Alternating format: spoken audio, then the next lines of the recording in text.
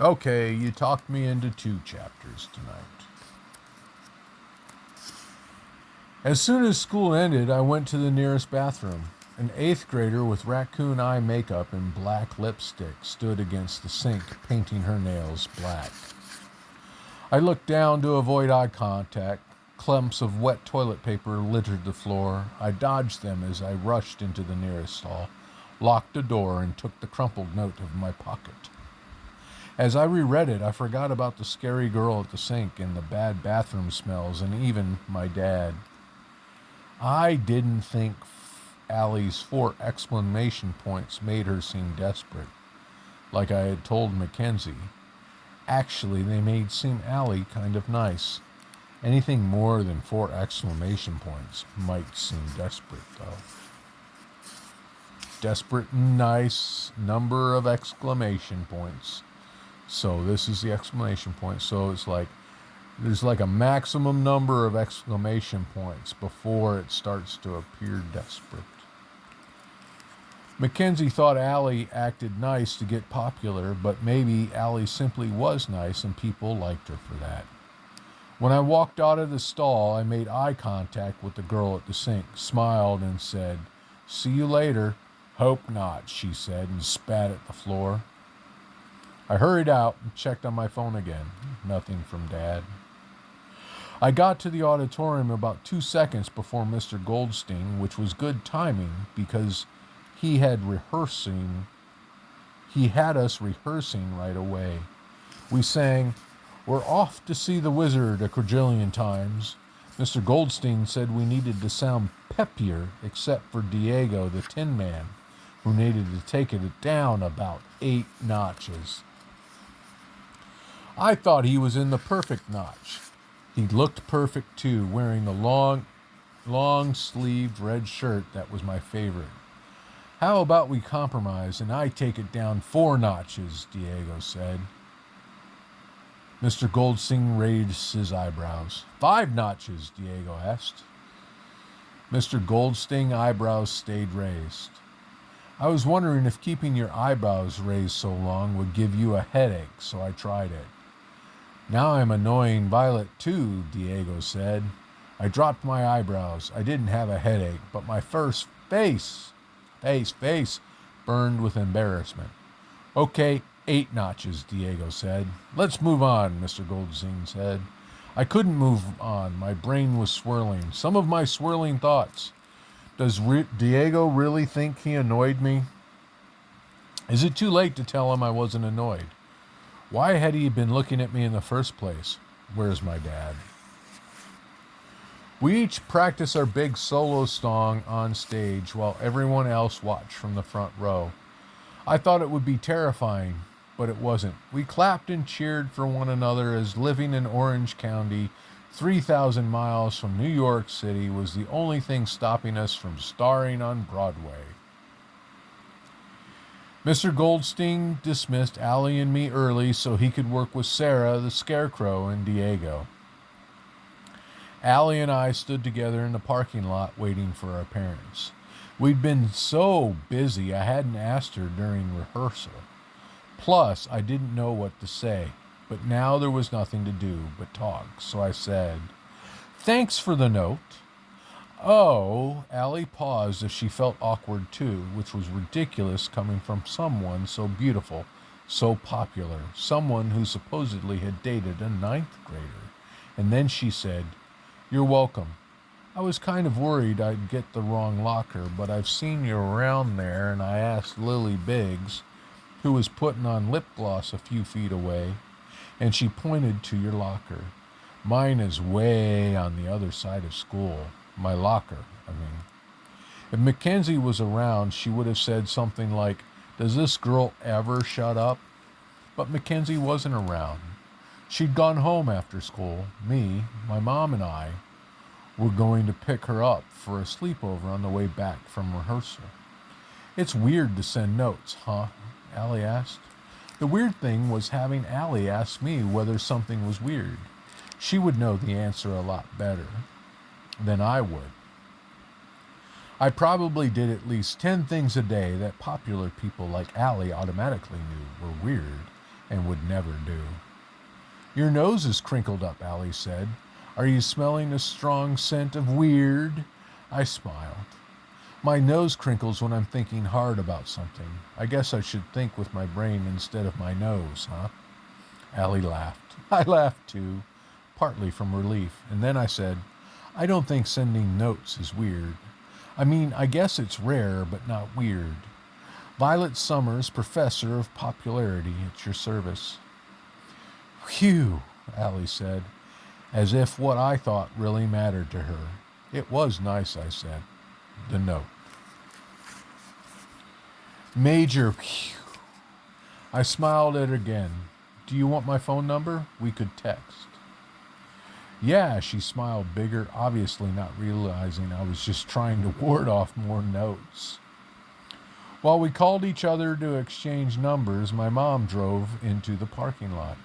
I said goodbye and got into the back seat, something Mom usually let me do only when a friend was coming along. She said it made her feel like even more of a chauffeur than she already was. When Mom asked me who I'd been talking to, I was in such a good mood that I forgot to give my usual one-word response. Instead, I said, Allie Ziegler, the girl who plays Dorothy. She's really nice. Oh, Mom squealed, sounding shocked by my use of 9 extra words. It's terrific to make new friends.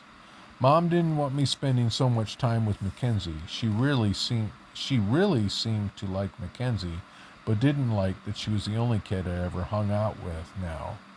She never said that, but I could tell it. It was similar to Mom letting me put ketchup on fries and burgers, saying,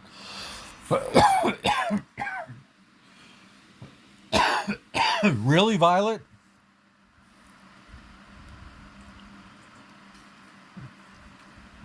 Oh my. When I put ketchup on teriyaki chicken and quesadillas and corn on the cob. And I knew she was upset about Mackenzie convincing me to quit Girl Scouts because Mom had been our leader.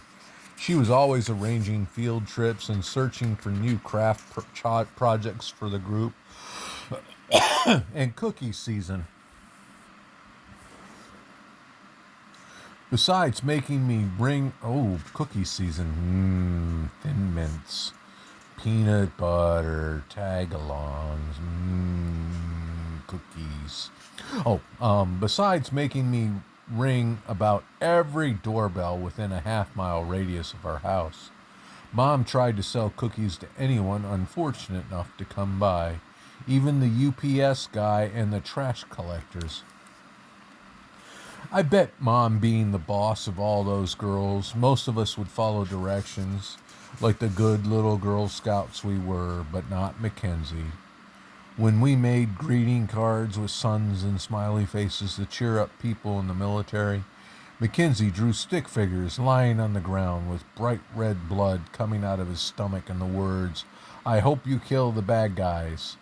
And when we sang Christmas carols and one Hanukkah song at the nursing home, Mackenzie shouted for the old people to clap along with the beat, even during Silent Night. The other mom said that was just plain wrong, but one of the old ladies says, the good Lord gave us hands for clapping, not finger wagging. Mackenzie seemed to like the Girl Scouts until something had happened between our mothers. It was the morning of our big camping trip. Everyone was supposed to meet at our house. But Mackenzie didn't show up and her mom didn't answer her phone. This was before we got our own cell phones, which improved our lives a quadrillion%. So Mom drove to Mackenzie's house with me. We rang the doorbell and knocked, and then Mom peeked through the front window and told me to wait in the car. As I watched from the front passenger seat, Mackenzie opened the door to their house a little. Mom pushed it all the way open and stepped inside. She quickly reeled back, and Mackenzie's mother came out waving her arms and putting her face right next to Mom's. I didn't hear what she said, but it couldn't have been nice. Mackenzie had walked outside with a couple of old blankets and a pillow and a garbage bag of stuff that turned out to be clothes.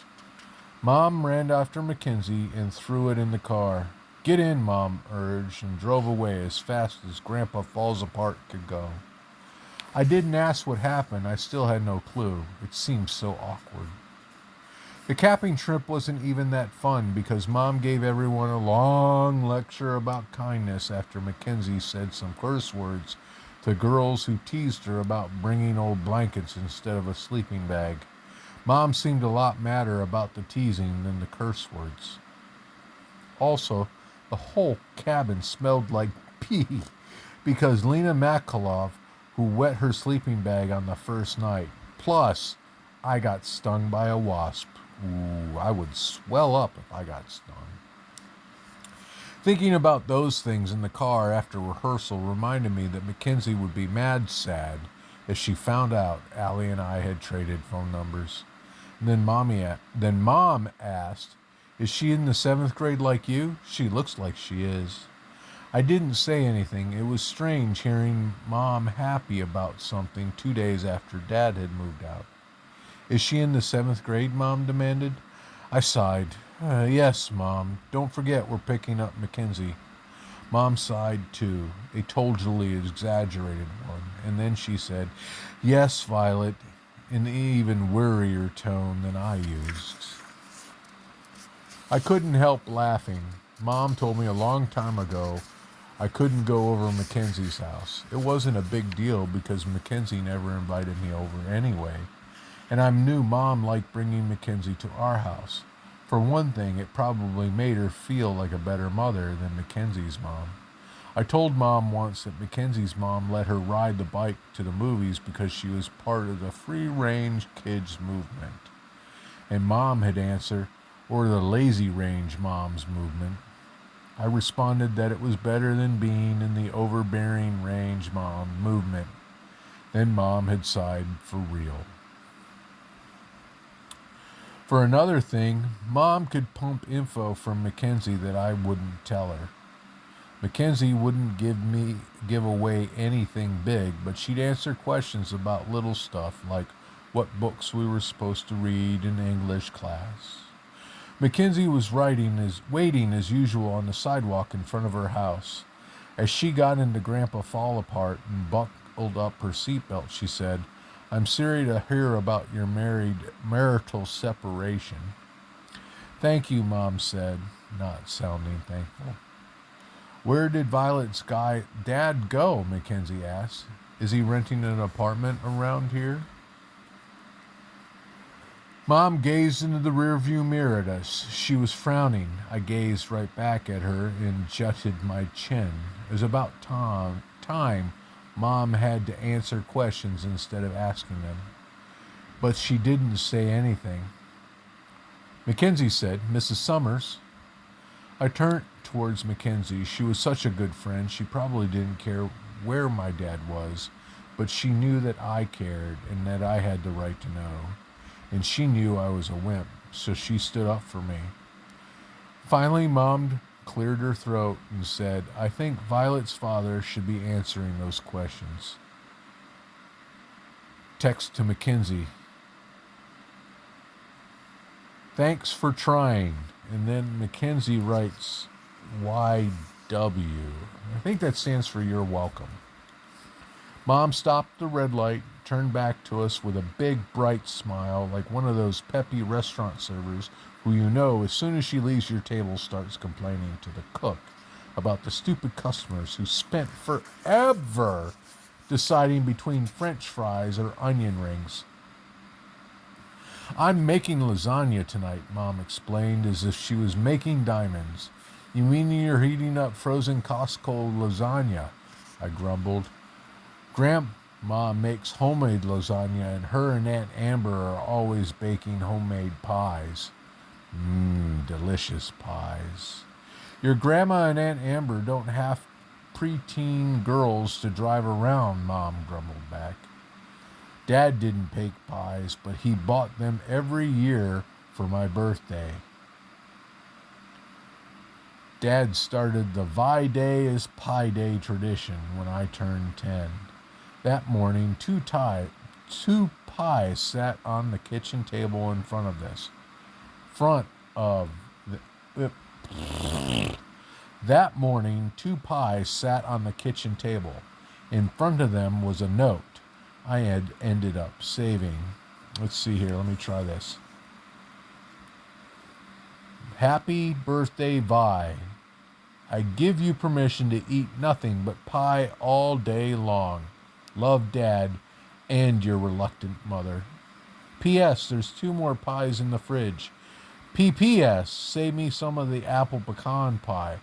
P.P.P.S. I couldn't resist eating a slice of the chocolate silk. P.P.P.S. and the blueberry. Dad bought me pies on my 11th and 12th birthdays, too. I wonder what would happen when I turned 13. Mom would probably only buy 1 pie and let me have only 1 slice all day. I think we're going to stop there with Violet and the Pie of Life.